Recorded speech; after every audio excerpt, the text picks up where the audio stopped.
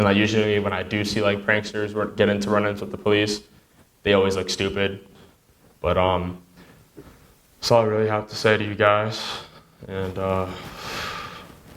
it's like one more thing though.